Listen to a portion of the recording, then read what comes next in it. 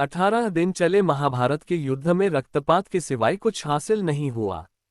इस युद्ध में कौरवों के समस्त कुल का नाश हुआ, साथ ही पांचों पांडवों को छोड़कर पांडव कुल के अधिकांश लोग मारे गए। लेकिन इस युद्ध के कारण युद्ध के पश्चात एक और वंश का खात्मा हो गया, वो था श्री कृष्ण जी का यदुवंश। महाभारत युद्ध की समाप्ति के बाद जब युधिष्ठिर का राजतिलक हो रहा था, तब कौरवों की माता गांधारी ने महाभारत युद्ध के लिए श्री कृष्ण को दोषी ठहराते हुए श्राप दिया कि जिस प्रकार कौरवों के वंश का नाश हुआ है, ठीक उसी प्रकार यदुवंश का भी नाश होगा।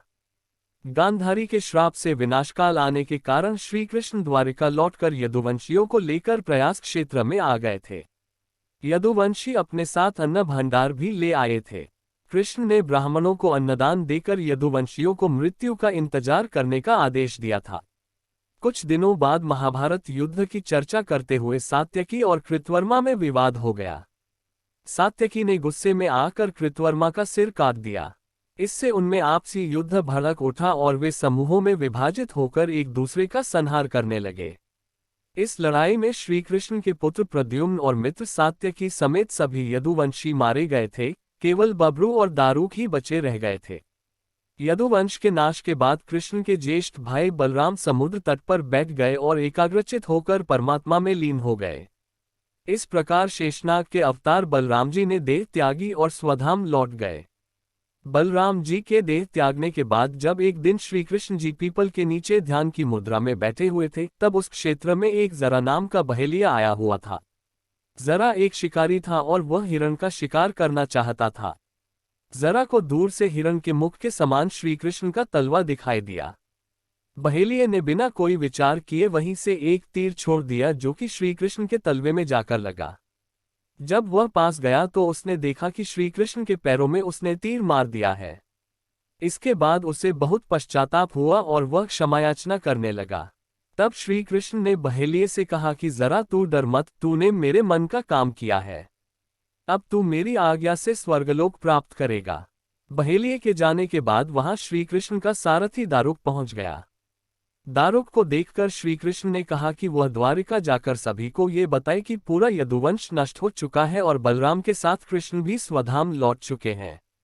अतः सभी लोग द्वारिका छोड़ दो, क्योंकि यह नगरी अब जलमग्न होने वाली है।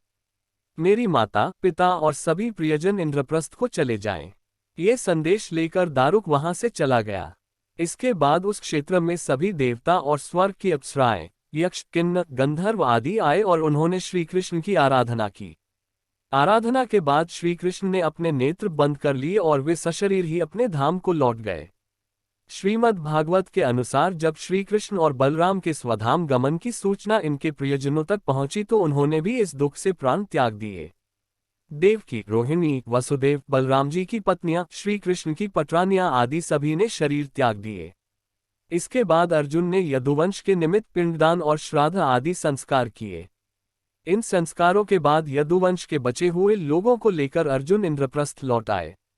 इसके बाद श्री कृष्ण के निवास स्थान को छोड़कर शेष द्वारिका समुद्र में डूब गई। श्री कृष्ण के स्वधाम लौटने की सूचना पाकर सभी पांडवों ने भी हिमालय की ओर यात्रा प्रारंभ कर दी थी। इसी यात्रा में ही एक एक करके पांडव भी शरीर का त्याग करते गए। अंत में युधिष्ठिर सशरीर स्वर्ग पहुंचे थे। संत लोग ये भी कहते हैं कि प्रभु ने त्रेता में राम के रूप में अवतार लेकर बाली को छुपकर तीर मारा था। कृष्णावतार के समय भगवान ने उसी बाली को जरा नामक बहेलिया बनाया और अपने लिए वैसी ही मृत्यु चुनी जैसी बाली को दी थी।